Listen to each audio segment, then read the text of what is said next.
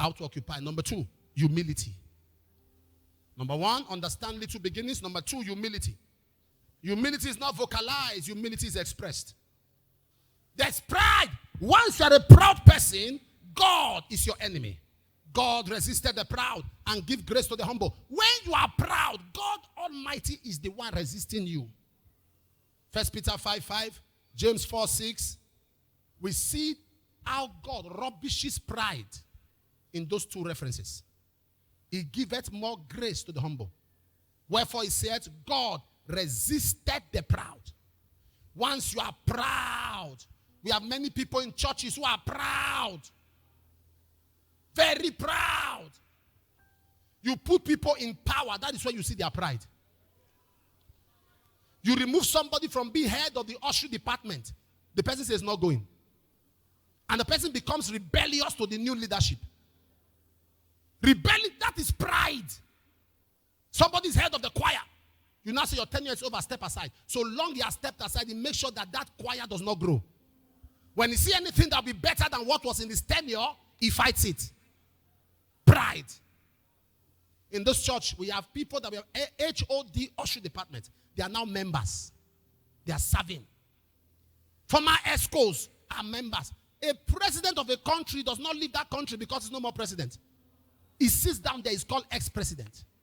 And there's a way as a leader, you'll be taking off a department. There's a way you humble yourself that the new leader will be coming to take advice from you. There's a way you humble yourself. You say, okay, yes, thank you, okay. That's the way you are humbly. You say, please, can we work together? Can you teach me what to do? But pride will not allow you. Because you brought head of usher department from your village. In your father's house, they are always head of fish, head of prayer band. So now they remove you from being head of pride. You think some people are humble? Give them power. Some people will even stop coming to church because you stop them from being head of department. They want to go to another church where nobody knows them and sit at the back. Be wise enough. When you have left a position, be wise enough to become a consultant. To become an elder statesman. That when things are happening, you are the one, the former leadership will say, when you were here, how were people doing it? Say, do it like this, do it like this, do it like this. You keep quiet. You say, this thing must work. But no! You have your own gang, have your own camp. Pride. You take somebody out of a particular leadership. You put somebody else. And as far as they are concerned, the person is under them. Head of department, sir. Nobody is under you. You were appointed. Head of department, hear this, oh. Nobody is under you. You were appointment. It was not an election. It was an appointment. God Almighty put you there. And every appointment has expiration date. When you expire, you step aside. That's the truth. Because if you don't leave power, power will leave you. Humility is the platform for greatness. There are certain heights you can't get to in life. God will test your ego. God will do something that will test your ego to see how you react.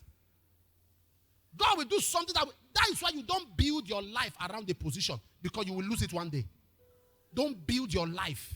Have a life outside that position. Because if you build your life around it, that's why I look at pastors who go to location. They post a pastor to a place. He has built a house there. He has bought this one there. Those are the pastors that have problem when they are transferred. Because they built a life, their whole life. So when you say move, he thinks of his property. Like Lot's wife. When they told Lot's wife, move. And God said, don't look back. She suddenly remembered that she had a current account in First Bank of Gomorrah. She remembered she had a savings account in Zenith Bank of Sodom. As she looked, she stayed there. God said, since you don't want to move, remain there. Some people think they are so humble that they are now proud with their humility. You see, I thank God for my life. Oh, I'm very humble. That's why I thank God for my life. I'm very humble. That's why I thank God for me. You are so humble to you that you are now proud with your humility. So you are proud. It's not verbalized, it's expressed. What empowers humility? Number one, know that no matter what you are now, somebody has been there before. Things that constantly keep you humble. I